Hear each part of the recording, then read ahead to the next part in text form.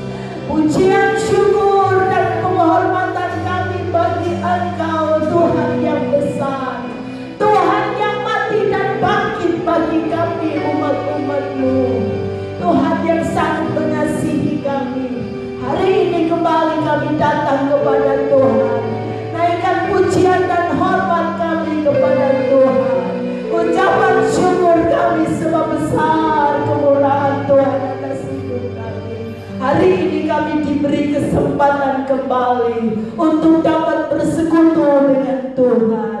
Sebab itu kami bersyukur kepada Engkau. Engkau memberkati ibadah kami pagi hari ini. Dari awal sampai kami mengakhirinya. Kami percaya sukacita surgawi boleh kami rasakan. Umat-umat Tuhan boleh merasakan sukacita yang besar bersama-sama dengan kami. Glory bagi Tuhan. Kami mau lebih lagi untuk bertepuk tangan bersolat bagi Tuhan kami yang besar dan berkemenangan. Di dalam nama Tuhan Yesus Kristus kami mengucap syukur. Sama-sama kita katakan amin. Puji nama Tuhan. Bapak Ibu Saudara sekalian, kita akan lebih lagi memuji Tuhan bagi Tuhan. Mari kita semua umat pilihan Allah.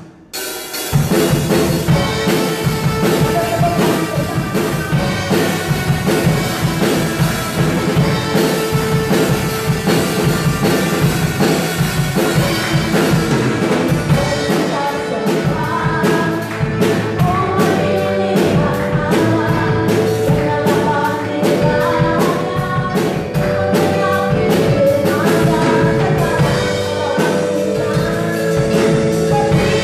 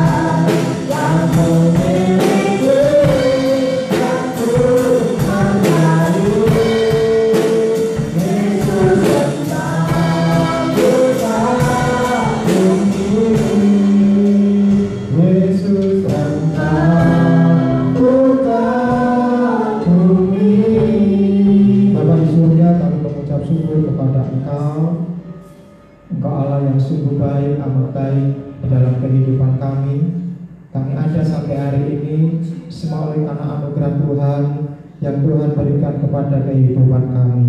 Berkati peribadatan kami pada pagi hari ini, berkati umat Tuhan dimanapun saat ini mereka berada, mereka yang online, live streaming, beribadah bersama-sama dengan kami pada pagi hari ini, bersama-sama dengan keluarga mereka, bersama-sama dengan istri, suami, dan anak-anak mereka.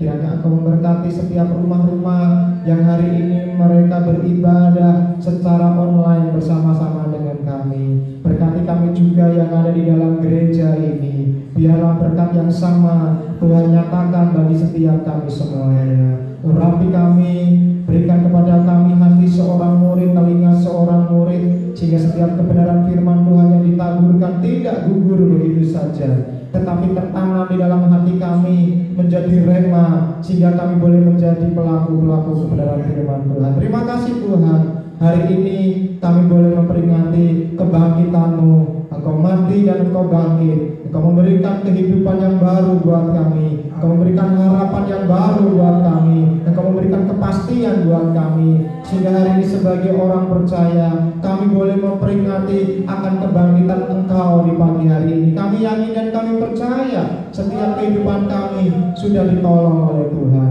Diberkatilah kami semuanya Tuhan. Kami mengucap syukur di kesempatan hari ini. Kami percaya bahwa Engkau adalah Allah yang besar, Allah yang perkasa, Allah yang di dalamnya ada kekuatan yang tidak akan pernah terbatas, yang selalu ada di dalam kehidupan kami. Terima kasih Tuhan. Terima kasih.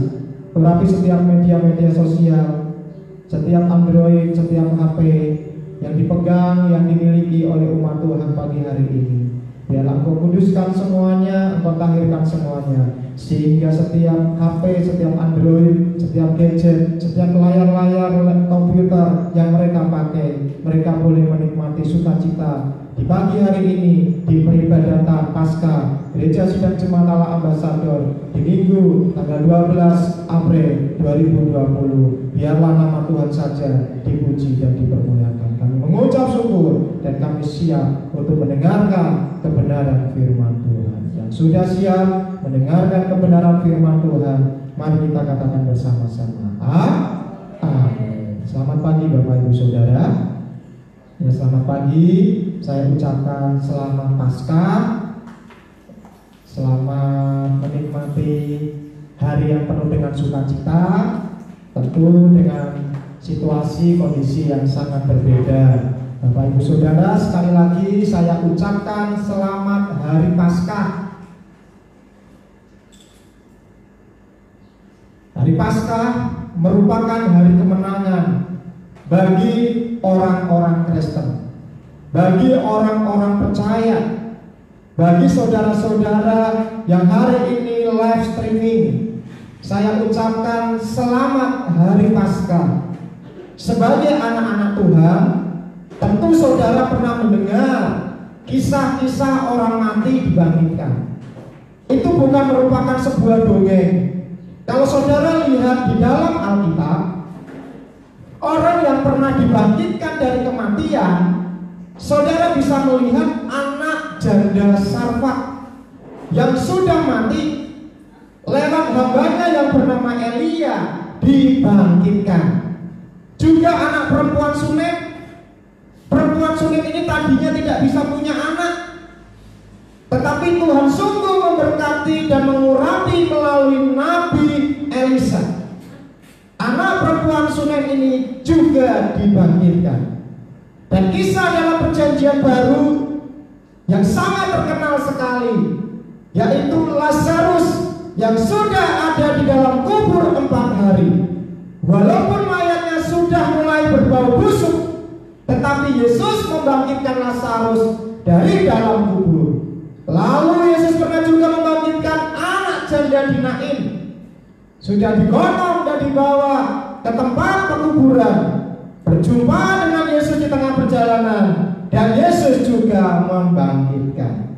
Tetapi tidak semua orang yang mati harus bangkit, karena ada waktu manusia lahir, ada waktu manusia hidup, ada waktu juga manusia mati. Tetapi Bapak Ibu Saudara sekalian yang saya cintai, mereka semua yang tercatat di dalam Alkitab yang sudah mati dan pernah bangkit dari kematian, satu hari mereka mati lagi dan tidak pernah akan hidup selama-lamanya di dalam jasad mereka. Hanya Yesus yang mati 3 hari bangkit dan hidup selamanya. Amin. Setelah menampakkan diri kepada ratusan pasang mata, 40 hari setelah itu dia naik ke surga. Itu sebabnya setelah hari Paskah, 40 hari kemudian kita akan merayakan hari kenaikan Tuhan Yesus. Setelah Yesus naik 10 hari kemudian, itulah hari turunnya Roh Kudus, Pentakosta, disebut hari ke-50. Saya berharap engkau sebagai orang percaya, orang Kristen, sungguh-sungguh menghargai, sungguh-sungguh menghormati hari-hari raya penting ini, dan kita mau beribadah dengan sungguh-sungguh. Kebangkitan Kristus akan menjadi hidup lebih berkuasa kepada setiap pribadi, bukan hanya sebagai suatu pengetahuan, tetapi sebagai satu perjumpaan secara pribadi jika kita merespon secara tepat. Hari ini saya ingin menyampaikan satu kebenaran firman Tuhan, ya. Khotbah Paskah dengan judul Respon yang Tepat.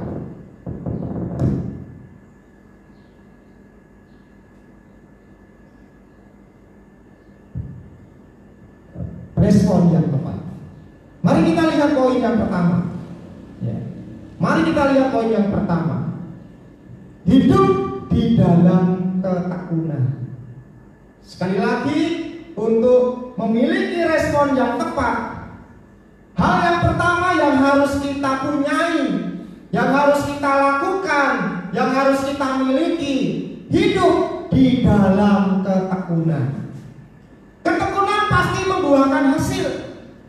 Kita lihat ketekunan-ketekunan yang dilakukan oleh para wanita yang dicatat di dalam Injil Markus 16 ayat 2. Dikatakan, dan pagi-pagi, benar, pada hari pertama minggu itu, setelah matahari terbit, pergilah mereka ke kubur. Pagi-pagi benar, sebelum matahari terbit. Diperkirakan antara jam 4 atau jam 5 pagi. Kalau saudara lihat sebelumnya, wanita-wanita ini sangat capek sekali. Mereka mengiringi Yesus di perjalanan Via Dolorosa, jalan salib. Sedang murid-murid Yesus yang lain laki-laki meninggalkan Yesus. Semua ketakutan. Yesus ditangkap, Yesus dipukuli, dicambuk, dituduhkan sebagai penjahat. Tapi wanita-wanita ini, walaupun tubuhnya atau fisiknya lebih lemah, tapi mereka berjalan mengikuti Yesus.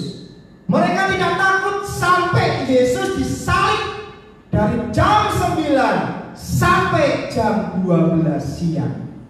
Nah, di jam 12 siang itu terjadi kegelapan yang luar biasa.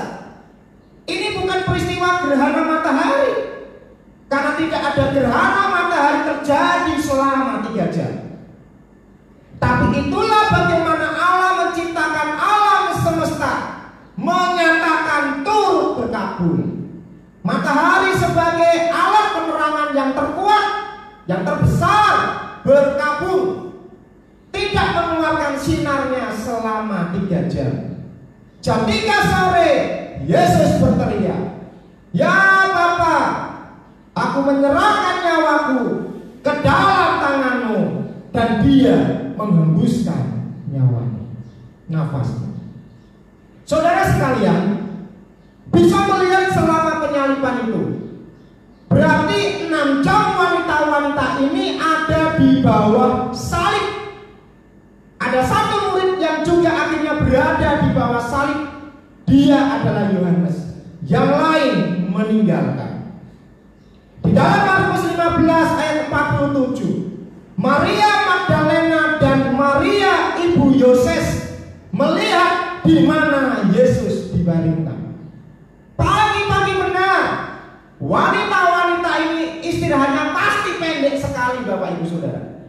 Ya. Pagi-pagi benar, berarti wanita-wanita ini istirahatnya pendek sekali. Ada banyak orang Kristen yang berdalih dengan alasan-alasan karena capek, karena pekerjaan, karena sibuk, sehingga tidak punya waktu untuk datang beribadah kepada Tuhan. Mereka seringkali meninggalkan jam-jam ibadah dengan alasan yang dibuat-buat untuk membenarkan dirinya sendiri. Tapi di sini kita belajar melihat ketekunan dari wanita-wanita ini. Pagi-pagi benar mereka sudah datang ke kuburan Yesus. Mereka membawa rempah-rempah minyak untuk meminyak Yesus. Itulah sebabnya tidaklah heran, ini adalah alasan yang paling kuat adalah ketekunan. Para wanita membuat Yesus menampakkan diri mula-mula kepada Maria Magdalena. Itu dicatat di Markus 16 ayat yang ke-9. Setelah Yesus bangkit pagi-pagi pada hari pertama minggu itu, ia mula-mula menampakkan dirinya kepada Maria Magdalena. Daripadanya Yesus pernah mengusir 7 setan. Itulah sebabnya kenapa orang Kristen beribadahnya hari Minggu, bukan hari Sabat. Di dalam gereja mula-mula, setelah Yesus bangkit pada hari Minggu, hari pertama minggu itu, itulah hari kebangkitan. Kita merayakan dengan ibadah pada hari Minggu. Amin. Jadi saudara boleh memberi penjelasan. Kalau ada orang yang tanya, kenapa kamu ibadahnya hari Minggu, kenapa bukan hari Sabat? Nah ini saudara, karena ini mengingat kebangkitan Kristus.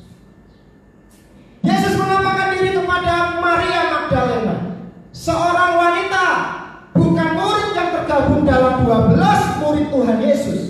Tapi saudara, sampai Markus menyebutnya sebagai seorang yang pernah diusir di dalam dirinya 7 setan.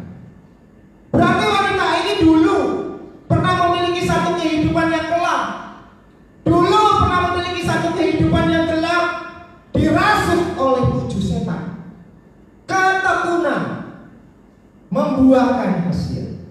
Nama Maria Magdalena akan terus tercatat di sepanjang sejarah dan akan terus diberitakan, mengingat bagaimana ketekunan membuahkan hasil yang luar biasa.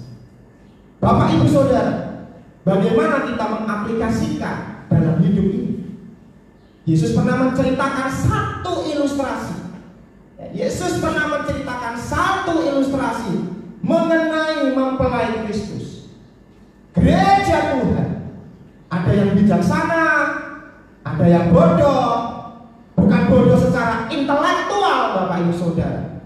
Kisah ini tercatat di dalam Injil Matius pasal 25. Mengapa saudara 5 wanita ini disebut bijaksana? Sebab ketika menyambut sang mempelai, mereka membawa pelita yang menyala. Sedang 5 wanita yang bodoh juga membawa pelita. Tetapi yang membedakan, wanita bijaksana ini membawa pelita yang menyala, dan mereka membawa cadangan minyak.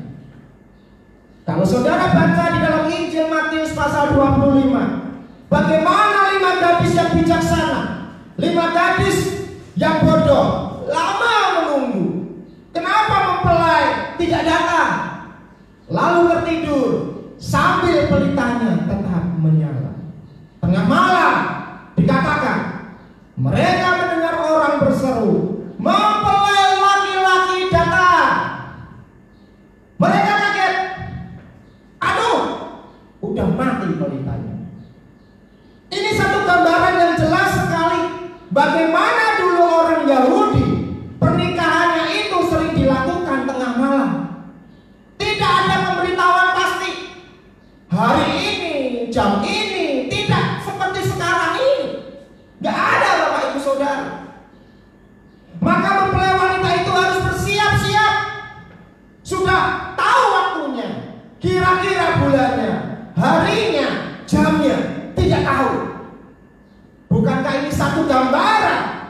kita sudah tahu bahwa Yesus pasti akan datang kembali. Amin. Kita sudah tahu bahwa Yesus pasti akan datang kembali. Amin. Dan kita tahu bahwa hari-hari inilah hari-hari penantian itu. Mari saudara, kita jangan menjadi 5 gadis yang bodoh. Itu menggambarkan anak-anak Tuhan pergi ke gereja. Ada pelita, ada firman, ada Roh Kudus. Tetapi ketika kemudian bangun kembali dari tidur karena rasa lama menunggu Tuhan Yesus datang, berapa banyak orang Kristen jadi suam? Berapa banyak orang Kristen terseret oleh keduniawian, hidup dalam hawa nafsu, kedagingan, membawa pelita, minyak, tapi kemudian mati. Rohani itu kalau tidak dijaga bisa mati. Rohani itu kalau tidak dijaga bisa padam. Mungkin saudara berkata, mungkin saudara dulu pernah berkata, dulu saya melayani loh, jadi guru sekolah minggu, ikut pelayanan, jadi worship leader, membantu Bapak Gembala pelayanan, menolong ini dan menolong itu. Dulu saya aktif. Saudara, kekristenan jangan kekristenan monumen. Sekali lagi saya mau ulangi, kekristenan jangan kekristenan monumen. Dulu hanya yang diingat dulu. Tetapi kekristenan adalah satu perjalanan yang terus menerus. Itu sebabnya kita membaca di dalam Injil Matius pasal 25 menjadi peringatan buat kita semua. Termasuk bagi saya sebagai hamba Tuhan. Ada banyak hamba Tuhan berhenti di tengah-tengah perlombaan ini. Itulah sebabnya firman Tuhan berkata, lihatlah akhir hidup mereka. Bukan hanya awal dan pertengahan, tapi akhir hidup mereka. Sekarang kita melihat apa yang dilakukan oleh 5 wanita yang bijaksana ini. Di dalam Injil Matius pasal 25 ayat yang keempat, 8 dan 9, di situ dikatakan, sedangkan gadis-gadis yang bijaksana itu membawa pelitanya dan juga minyak dalam buli-buli mereka. Ayat yang ke-8, gadis-gadis yang bodoh berkata kepada gadis-gadis yang bijaksana, berikanlah kami sedikit dari minyak itu, sebab pelita kami hampir padam. Tetapi jawab gadis-gadis yang bijaksana itu, tidak, nanti tidak cukup untuk kami dan untuk kamu. Lebih baik kamu pergi kepada penjual minyak dan beli di situ. Perbedaannya adalah 5 gadis bodoh ini tidak membawa cadangan minyak. Cadangan minyak hanya dimiliki oleh 5 gadis yang bijaksana. Tidak bisa di-share, tidak bisa dibagikan. Ini bicara apa saudara? Ini bicara apa? Jawabannya ada pada ayat 13 dalam Injil Matius pasal 25. Karena itu berjaga-jagalah, sebab kamu tidak tahu akan hari maupun akan saatnya. Cadangan minyak itu berbicara ketekunan. Bapak ibu saudara, cadangan minyak itu berbicara ketekunan. Jaga-jaga, satu kehidupan yang berjaga-jaga. Wahyu pasal yang ketiga, ayat yang ketiga, firman Tuhan berkata, karena itu ingatlah bagaimana engkau telah menerima dan mendengarnya, turutilah itu dan bertobatlah. Karena jikalau engkau tidak berjaga-jaga, aku akan datang seperti pencuri, dan engkau tidak tahu pada waktu manakah aku tiba-tiba datang kepadamu. Sikap berjaga-jaga, tekun, itulah yang harus kita lakukan di dalam hidup ini. Kerohanian itu harus dijaga. Api rohani itu kalau tidak dijaga itu bisa mati. Api rohani itu kalau tidak dijaga itu bisa padam. Bagaimana saudara caranya menjaga? Saudara harus tetap selalu ada di dalam komunitas yang menjaga api rohani saudara. Ibadah tidak cukup seminggu sekali. Di gereja ini ada ibadah doa,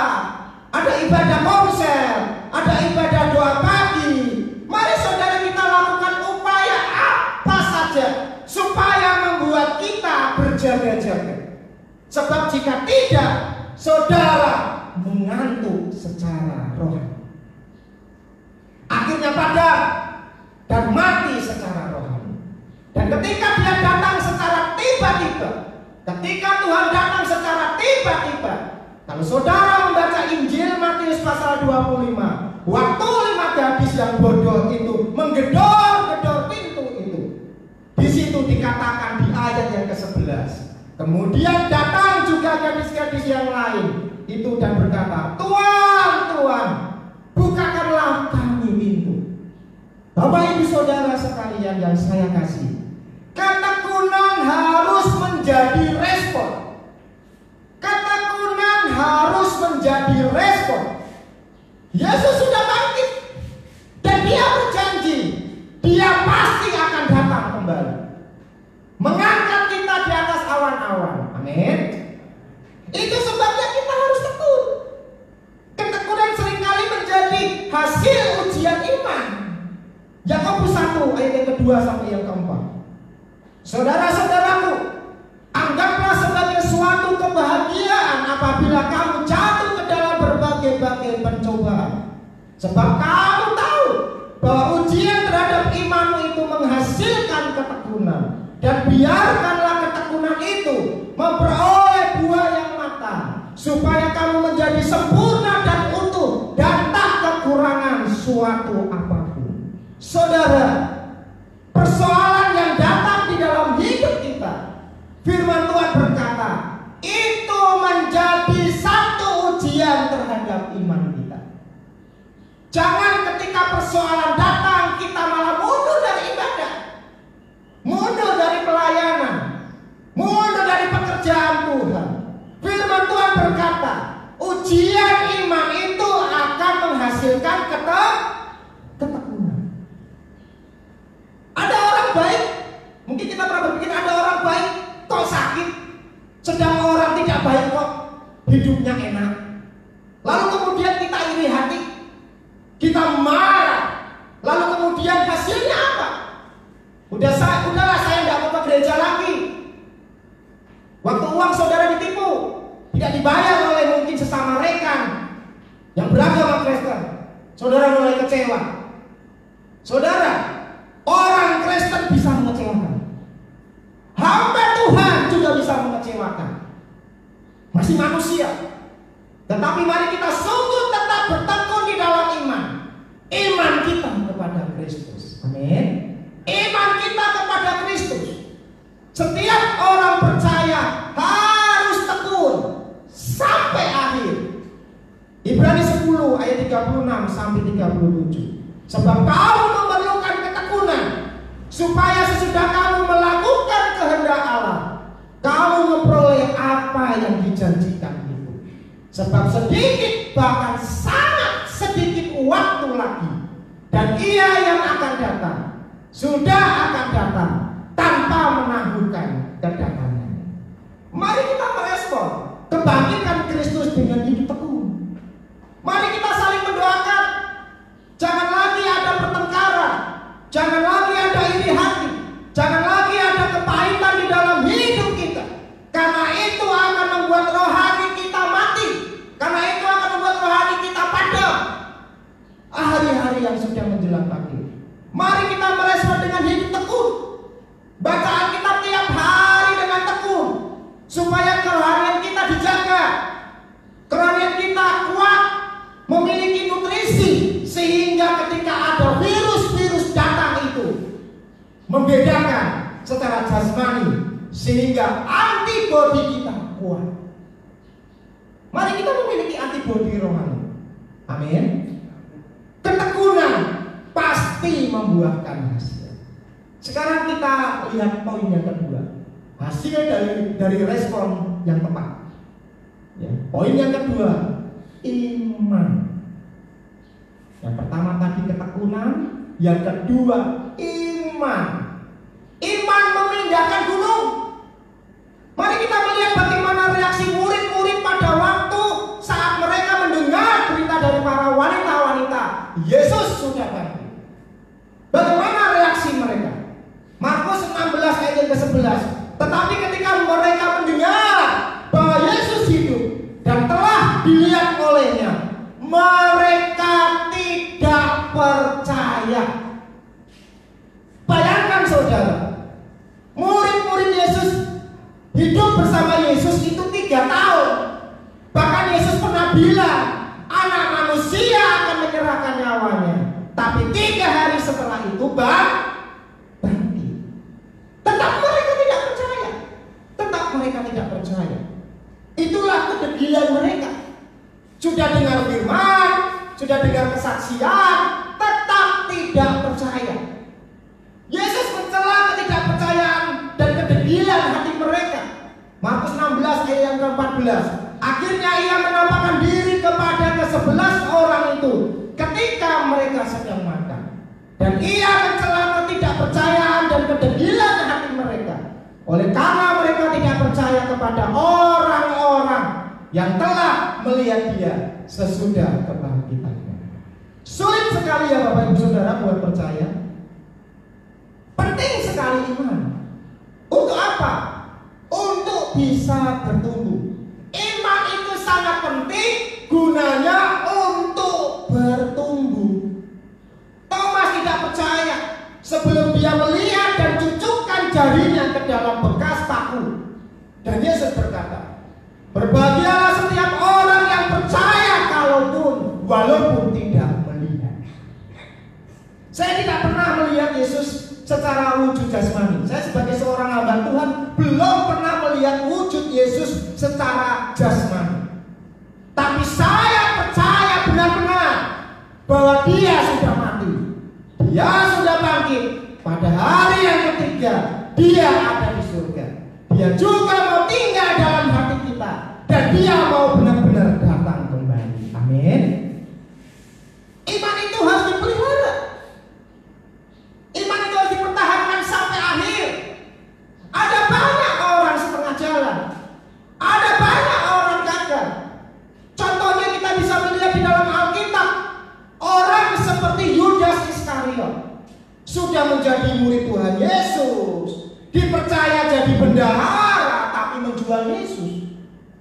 Ada rekan kerja Paulus namanya Demas, melayani sungguh-sungguh, bahkan dia memuridkan banyak orang. Tetapi kemudian hidup dunia lebih menarik buat Demas. Demas meninggalkan Paulus, Demas meninggalkan pekerjaan Tuhan, Demas meninggalkan pelayanan, Demas meninggalkan ketekunan yang selama ini dia miliki, Demas meninggalkan iman yang dia punya.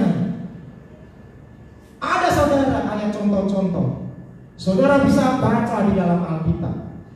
Kitab Wahyu berkata, jagalah supaya namamu jangan dihapus dari buku kehidupan surga. Jika Bapak Ibu Saudara dan saya tidak memelihara dan mempertahankan sampai akhir, maka jangan salahkan Tuhan kalau nama kita dihapus dari kitab kehidupan di surga. Saudara sekalian, kita tidak mungkin akan bisa mempertahankan iman keselamatan. Ibrani 10 ayat 35 dan 38 berkata, sebab itu janganlah kamu melepaskan kepercayaanmu, karena besar upah yang menantinya. Tetapi orangku yang benar, perhatikan baik-baik ayat ini, tetapi orangku yang benar akan hidup oleh iman. Dan apabila ia mengundurkan diri, perhatikan, apabila ia mengundurkan diri, meninggalkan Yesus, meninggalkan pertemuan-pertemuan dengan Yesus, maka firman Tuhan katakan, aku Yesus tidak berkenan kepadanya. Iman yang harus diperjuangkan. Kehidupan kita itu satu perlombaan iman, berjuang sampai akhir. Firman Tuhan berkata, puji Tuhan kita bukan orang-orang yang mengundurkan diri. Apakah saudara di sini sudah merasa mau mengundurkan diri? Ada di sini saudara yang sudah mulai berpikir mau mengundurkan diri? Karena apa? Bisa karena kecewa. Udah doa minta kaya, enggak kaya-kaya. Di sini ada yang berdoa minta kaya, enggak kaya-kaya. Stres, terus mau meninggalkan Tuhan. Udah doa minta suami tobat, enggak tobat-tobat. Udah doa minta rumah tangga dipulihkan, enggak pulih-pulih. Udah doa minta sembuh,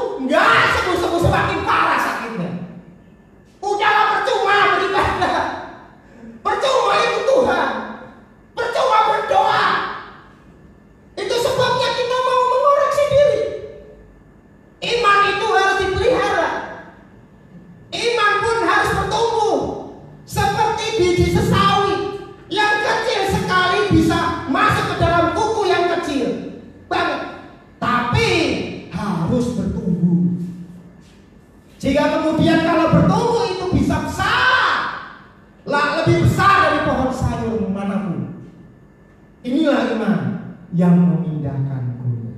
Matius 17 ayat 20. Ia berkata kepada mereka, karena kamu kurang percaya, sebab aku berkata kepadamu, sesungguhnya sekiranya kamu mempunyai iman sebesar biji sesawi saja, kamu dapat berkata kepada gunung ini, pindah dari tempat ini ke sana, maka gunung ini akan pindah, dan takkan ada yang mustahil bagi. Hari ini saudara, saya tidak tahu engkau sedang membawa gunung persoalan apa. Firman Tuhan berkata, jangan sampai engkau tidak percaya. Kalau kamu punya iman seperti biji sesawi, tidak kecil terus loh Bapak Ibu Saudara. 10 tahun yang lalu segini, sekarang masih segini. Pak Gembala. Saya sekali selalu dengar kalimat ini. Saya tidak pernah berubah loh seperti Tuhan Yesus. Dulu sekarang tidak berubah. Pancen, itu bahasa orang Jawa. Tidak boleh, tidak berubah. Engkau harus berubah. Yesus tidak berubah kasihnya, kuasanya, karena Dia adalah Tuhan dan Dia tidak berubah. Amin. Tapi kita adalah manusia. Kita ini manusia yang harus terus berubah. Perubahan itu memang menyakitkan. Berubah itu sangat menyakitkan. Berubah itu tidak enak. Tetapi saudara, firman Tuhan berkata, biji gandum itu harus jatuh ke dalam tanah dan mati, baru dia akan bertumbuh. Biji sesawi itu harus ditanam, baru dia bisa tumbuh. Baru iman seperti biji sesawi itu bukan kecil. Iman yang sudah bertumbuh baru bisa memindahkan gunung. Amin. Harus bertumbuh.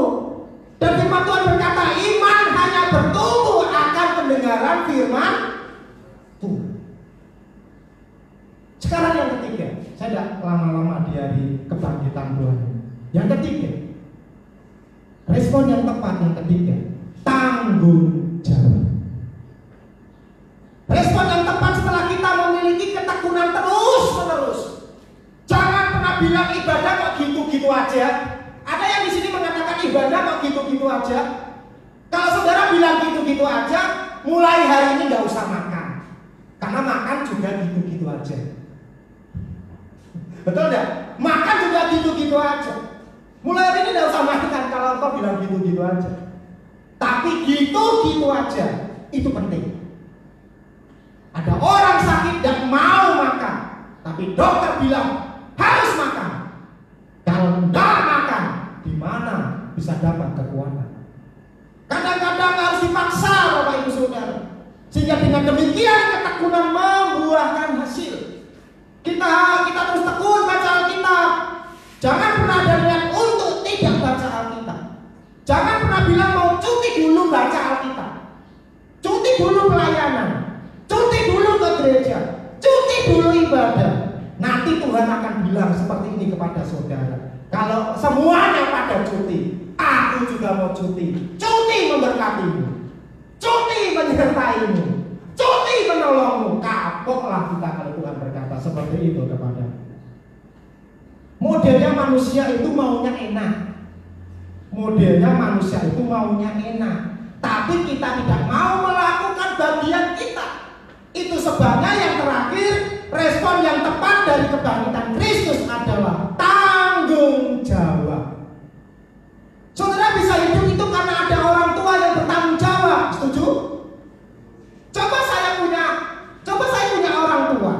Orang tua saya tidak bertanggung jawab, saya tidak akan berdiri di sini. Benar tidak Bapak Ibu Saudara? Kalau orang tua saya tidak bertanggung jawab di dalam kehidupan saya dulu, saudara tidak akan pernah bisa melihat saya berdiri di sini. Ada orang-orang yang bertanggung jawab. Tuhan mau setelah saudara terima keselamatan, kita mengambil tanggung jawab itu untuk memenangkan jiwa. Tidak sibuk dengan dirinya sendiri. Bagaimana kalau orang tua saudara melahirkan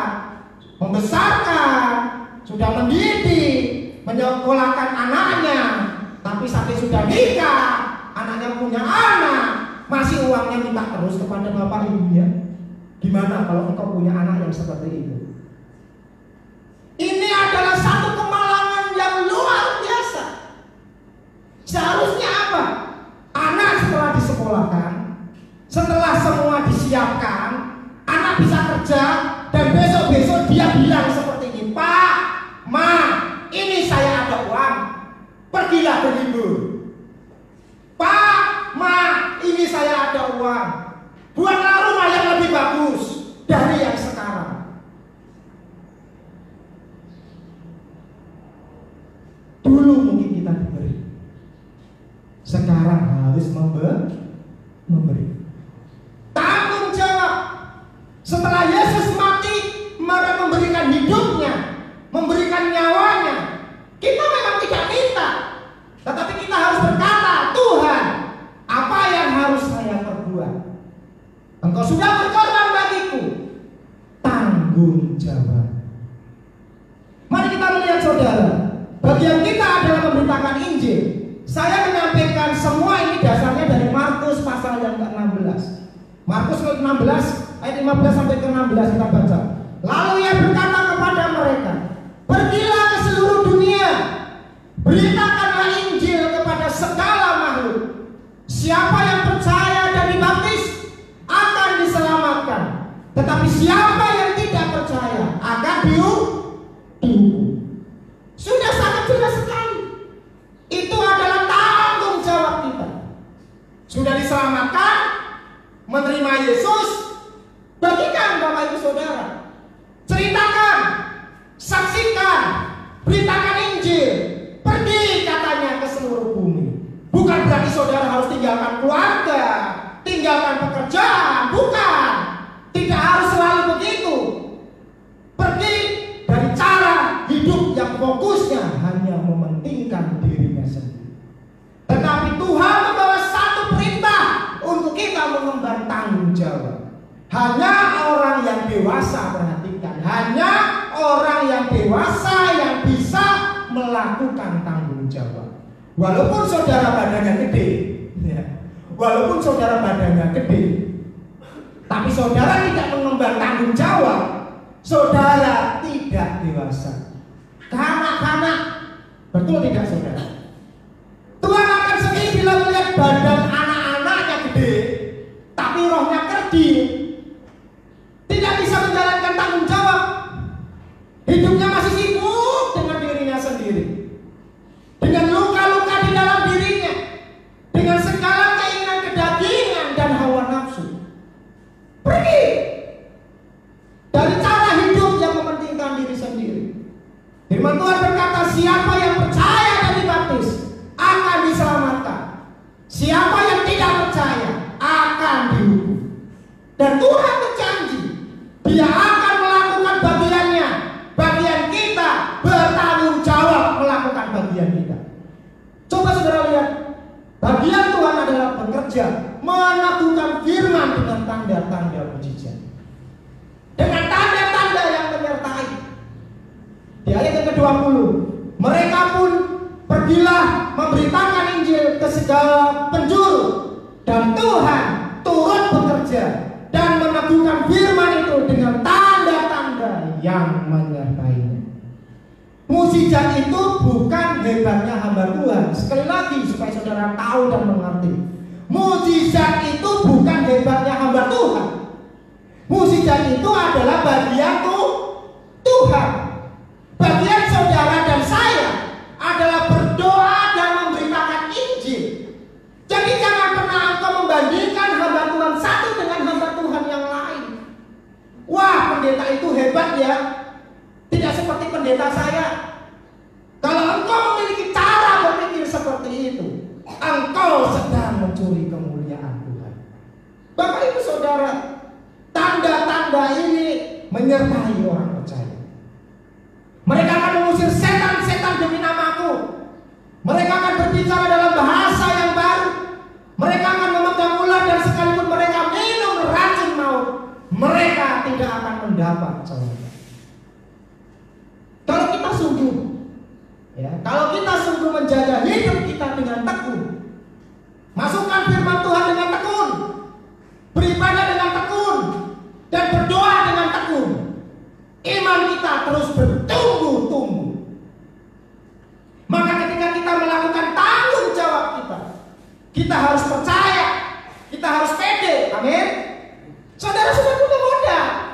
Saudara sudah punya modal. Bagian mujizat adalah Tuhan.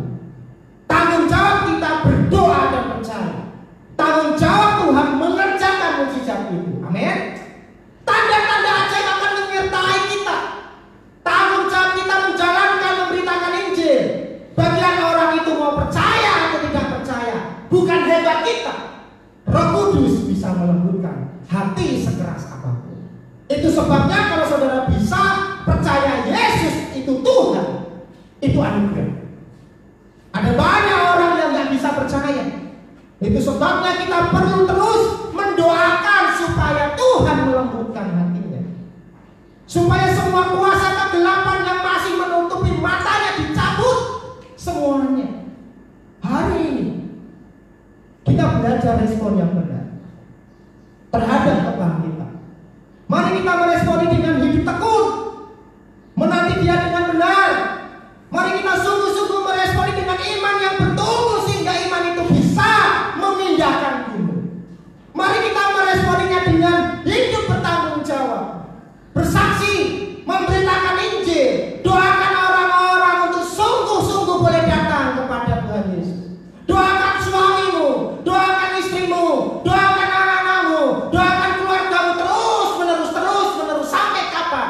Sampai Roh Kudus lembutkan hati keluarga kita. Sampai Roh Kudus lembutkan orang-orang yang ada di sekeliling kita. Tugas kita, tanggung jawab kita kerjakan dengan sungguh-sungguh. Bagian melembutkan hati orang, bagian mujizat itu Tuhan yang nyatakan. Nah, untuk itu di pagi yang indah ini, saya rindu engkau harus tekun. Engkau harus tekun. Saya tahu hari-hari ini adalah hari-hari yang sukar. Dengan kondisi situasi negara kita yang seperti ini, perekonomian kita tidak stabil.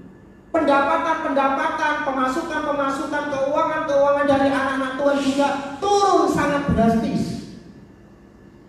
Situasi apapun yang engkau hadapi, engkau harus tekun. Mau sakit, mau susah, tekun saja. Beribadah sungguh-sungguh, memuji Tuhan sungguh-sungguh. Orang mau berkata apa saja, engkau tetap fokus dan tekun kepada Tuhan. Dan ketika engkau tekun, engkau harus punya iman. Iman itu harus tumbuh. Iman itu harus berkembang. Kalau iman tidak tumbuh, iman tidak berkembang, engkau tidak akan pernah bisa memindahkan gunung. Setelah iman itu bertumbuh, iman itu mulai nampak, engkau diberi tanggung jawab. Hanya orang-orang yang dewasa yang bisa mengerjakan tanggung jawab. Anak-anak tidak bisa melakukan tanggung jawab. Anak-anak belum bisa diberikan satu tanggung jawab untuk bisa dikerjakan. Tetapi kita yang dewasa secara rohani, kita diberikan tanggung jawab. Beritakan Injil, sampaikan kepada orang banyak, ceritakan, sharekan, bagikan kebenaran firman Tuhan, bagikan channel-channel video yang sudah ditampilkan di gereja Sidang Jemaat Ambassador. Sampaikan, sebarkan itu semuanya. Karena melalui media sosial, orang yang tidak percaya bisa melihat, orang yang tidak percaya bisa mendengar. Saya punya pertemanan Facebook, tidak semuanya orang Kristen. Tetapi ketika saya masukkan di channel-channel tersebut, orang-orang yang tidak percaya itu menonton. Dan saya yakin, saya percaya. Mereka percaya atau tidak percaya, itu bukan bagian kita. Bagian kita menyampaikan saja, menceritakan saja, membagikan saja. Bagian untuk orang itu bisa percaya, itu bagian. Amin. Di hari kebangkitan Tuhan Yesus ini, saya rindu engkau sungguh-sungguh lagi kepada Tuhan. Engkau sungguh-sungguh lagi berdoa, engkau sungguh-sungguh lagi baca Alkitab, engkau sungguh-sungguh bersekutu kepada Tuhan. Karena hari-hari ini adalah hari-hari terakhir. Jangan sampai pelitamu padam, Dan ketika padam, engkau mendengar sang mempelai datang, engkau tidak mendapat bagian di dalam kerajaan surga. Engkau sudah gedor-gedor, Tuhan, Tuhan, Tuhan, bukakan aku pintu, aku mau masuk. Firman Tuhan di situ dikatakan dengan jelas, aku tidak mengenal engkau, hanyalah engkau dari hadapan. Tetapi orang yang teguh, orang yang memiliki iman yang teguh, orang yang bisa diberikan tanggung jawab dan bisa menyelesaikan pekerjaan dengan tanggung jawab yang benar, dia akan dikatakan seperti ini, wahai sahabatku yang setia, mari masuk ke dalam kesukaanku yang besar. Tuhan Yesus memberkati. Selamat hari Paskah. Haleluya. Makasih Tuhan, terima kasih. Mari kita arahkan hati kita kepada Tuhan. Kita koreksi hati kita. Apakah selama ini kita hanya mementingkan diri kita sendiri? Kita terlalu egois sebagai anak Tuhan. Ketika segala sesuatunya tidak baik, maka kita juga akan meninggalkan persekutuan dengan Tuhan. Engkau harus tahu bahwa Tuhan pasti akan datang. Engkau harus tekun, apapun persoalannya, apapun kondisi yang engkau hadapi hari ini, tekun sampai garis akhir. Karena ketika engkau tekun dan mencapai garis akhir, maka namamu akan selalu ada di dalam kitab surganya Tuhan.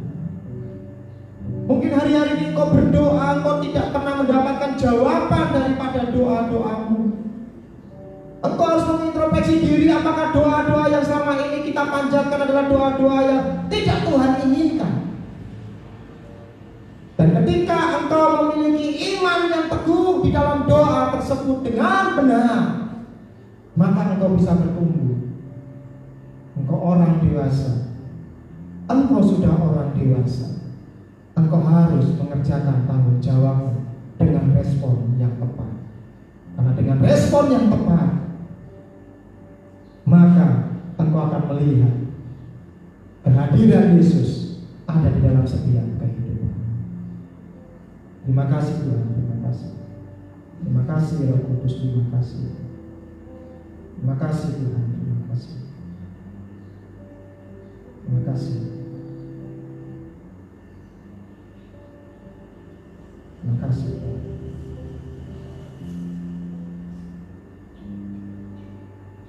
Terima kasih Tuhan, terima kasih Tuhan, terima kasih Tuhan, terima kasih. Terima kasih Roh Kudus, terima kasih, terima kasih.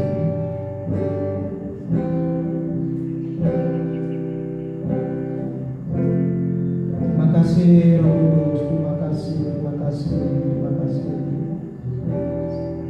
Terima kasih Roh Kudus, terima kasih, terima kasih, terima kasih, terima kasih, terima kasih. Terima kasih Roh Kudus, terima kasih, terima kasih, terima kasih, terima kasih, terima kasih, terima kasih. Sampai akhir ku menutup mata, ku tetap setia menanti janjimu, sampai ku dapatkan mahkota kehidupanku, ku tetap setia melayanimu. Sampai akhir ku menutup mata, ku tetap setia menanti janjimu, sampai ku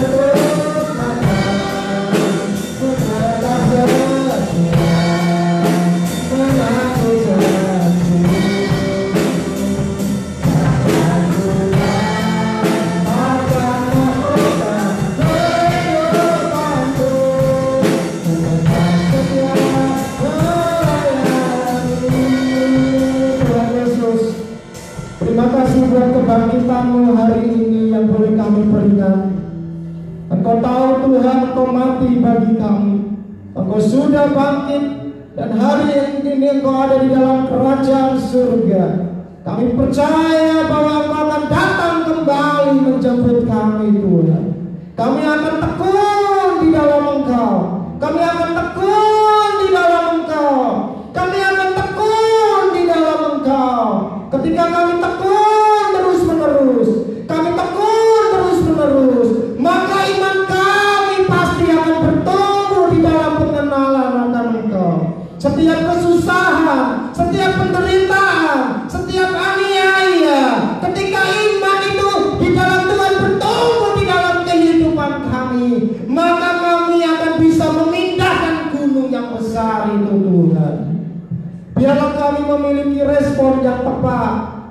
Kami menjadi orang-orang yang dewasa, bertanggung jawab dengan apa yang sudah berikan kepada kami, agar kami tidak kecewa di dalam pengiringan kami kepada Tuhan, agar tidak ada iri hati, kedengkian, kemarahan di dalam hidup kami. Karena kami percaya, Tuhan, Engkau mati bagi kami, Engkau mati, Engkau selamatkan kami, Tuhan. Dan hari ini kami sebagai orang percaya berterima kasih kepadamu, karena hari ini Engkau masih terus memampukan kami, Engkau masih terus memberikan kekuatan kepada kami, sehingga sampai garis akhir, Tuhan, sampai garis akhir kami akan menyelesaikannya, Tuhan. Kami tidak mau nama kami dihapus dari kitab kerajaan surga. Kami mau seperti 5 gadis yang bijaksana, selalu berjaga-jaga, selalu mempersiapkan kapan waktunya sang mempelai gereja itu datang. Dan ketika ada suara sang mempelai laki-laki datang, kami ditemukan dalam keadaan yang menyala-nyala. Pelita kami hidup, minyak cadangan kami punyai, kami tidak padam, kami tidak mati, Tuhan. Terima kasih. Kami memiliki respon yang tepat. Biarlah kami memiliki ketekunan, kami memiliki iman, dan kami memiliki tanggung jawab di dalam pengiringan kami kepada Tuhan. Memberkati seluruh sidang jemaat Tuhan yang hari ini beribadah, baik melalui media live streaming online, Tuhan. Biarlah di rumah-rumah mereka juga sungguh-sungguh beribadah kepada Tuhan. Mereka sungguh-sungguh memberikan hidupnya kepada Tuhan. Mereka sungguh-sungguh tekun di tengah kondisi yang tidak baik ini, Tuhan. Mereka boleh meninggalkan pekerjaan mereka sejenak, mereka boleh meninggalkan aktivitas mereka sejenak, untuk duduk memuji memuliakan nama Tuhan, untuk duduk mendengarkan seluruh kebenaran firman Tuhan. Kami yakin di hari kebangkitan-Mu pada pagi hari ini, di hari Paskah ini, Tuhan, kami semuanya diberkati oleh Tuhan. Yang sakit Engkau sembuhkan, yang susah Engkau hibur, dan yang kurang berpengharapan Engkau memberikan pengharapan yang baru. Sebelum kami mengakhiri, Tuhan, sebelum kami mengakhiri ibadah kami pada pagi hari ini, kami rindu Engkau memberikan kepada kami kekuatan, Engkau memberikan kepada kami kekuatan, Engkau memberikan kepada kami kekuatan. Kiranya Engkau memberkati aku,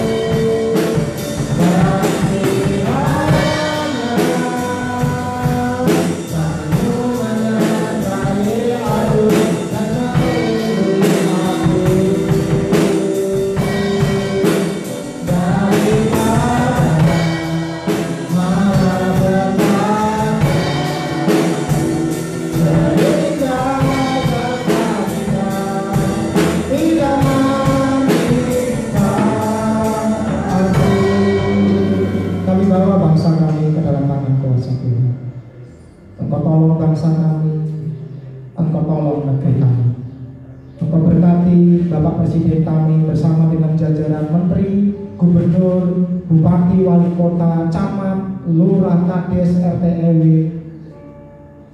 setiap badan-badan pemerintah yang menangani COVID-19 melalui gugus depannya Tuhan, tim medis, tim kesehatan, TNI, kepolisian yang bekerja sangat luar biasa. Mereka adalah pahlawan-pahlawan bangsa kami. Mereka ada di garis terdepan. Mereka tidak mementingkan diri mereka sendiri, padahal mereka berhadapan dengan bahaya, tetapi mereka tidak memperdulikan bahaya yang mengintip mereka. Mereka terus menjalankan demi kemanusiaan yang ada di negeri kami. Tuhan tolong setiap kebijakan-kebijakan dari pemerintahan kami adalah kebijakan-kebijakan yang membuat masyarakat kami hidup tenang, hidup normal. Sehingga setiap kebijakan-kebijakan yang diambil hari-hari ini, kami yakin itu untuk kebaikan masyarakat dan negara kami. Engkau lindungi dari Sabang sampai Merauke. Selamatkan bangsa kami, menangkan bangsa kami, lawat bangsa kami. Kami yakin, kami percaya di balik semua kejadian ini akan ada kemenangan-kemenangan yang Tuhan nyatakan bagi kami orang-orang percaya. Di balik kejadian-kejadian ini, virus-virus corona ini, Tuhan, di balik semuanya ini akan ada transformasi besar-besaran di negeri kami. Akan ada banyak orang-orang percaya, akan ada banyak orang-orang bertobat dan mengaku Engkau adalah Tuhan dan Juru Selamat buat mereka semuanya. Berkati kota kami Palangkaraya, berkati kota kami Kantingan, berkati kota kami Kantingan Tengah. Kami tahu Tuhan, hari-hari ini kabupaten kami dinyatakan zona merah, tetapi itu tidak membuat kami terlalu khawatir, takut, dan gentar. Justru itu akan membuat kami lebih sungguh-sungguh tekun di dalam Tuhan, sungguh-sungguh memperhatikan dan menjaga kebersihan kehidupan kami, melakukan setiap protokoler yang dihimbau oleh pemerintah. Walaupun kabupaten kami dinyatakan zona merah, tetapi perlindungan Tuhan ada kepada setiap kami, jemaat-jemaat Gereja Ambasador. Di dalam setiap pergerakan mereka, rumah mereka, aktivitas mereka di-cover dan dijaga oleh Tuhan, sehingga tidak ada virus-virus yang mematikan, menempel, menghinggapi, bahkan menyebar di dalam setiap kehidupan tubuh jasmani daripada kami semuanya. Engkau lindungi kami dan setiap masa siaga darurat COVID-19 ini, berikan kepada kami hati yang takut akan Tuhan, supaya kami lebih percaya lagi akan kuasa Tuhan, lebih sungguh-sungguh lagi membaca Alkitab, lebih sungguh-sungguh lagi bertekun di dalam persekutuan kami di dalam Tuhan. Engkau jaga, lindungi setiap rumah-rumah daripada keluarga-keluarga kami, jemaat-jemaat Tuhan di tempat ini. Pekerjaan-pekerjaan mereka Tuhan jagai, aktivitas mereka di rumah-rumah mereka Tuhan juga jagai, sehingga kami semuanya sepanjang 1 minggu ke depan kami dijaga dan dikawal oleh para malaikat-Mu. Terima kasih Tuhan, Bapa kami di dalam kerajaan surga, dikuduskanlah nama-Mu, datanglah kerajaan-Mu, jadilah kehendak-Mu di bumi seperti di surga. Berikanlah hari ini makanan kami yang secukupnya, dan ampunilah akan kesalahan kami, seperti kami juga mengampuni orang yang bersalah kepada kami. Dan janganlah membawa kami ke dalam pencobaan, tetapi lepaskanlah kami daripada yang jahat. Karena Engkau-lah yang punya kerajaan dan kuasa dan kemuliaan sampai selama-lamanya. Sekarang jemaat-jemaat Tuhan yang saya kasihi, arahkan hatimu dan angkatlah kedua belah tanganmu. Pulanglah engkau, pulang dengan membawa berkat daripada Bapa di surga, kasih sayang daripada Yesus Kristus, penyertaan penghiburan daripada Roh Kudus, tinggal menyertai kita semuanya mulai hari ini sampai Maranatha. Tuhan Yesus Kristus datang pada kali yang kedua menjemput kita semuanya. Bapa, terima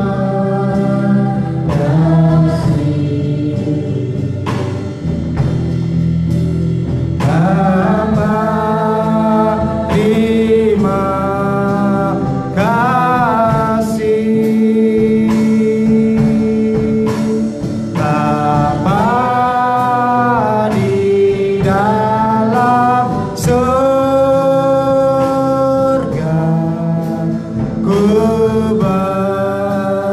Terima kasih. Amin. Tuhan Yesus memberkati. Selamat Hari Paskah.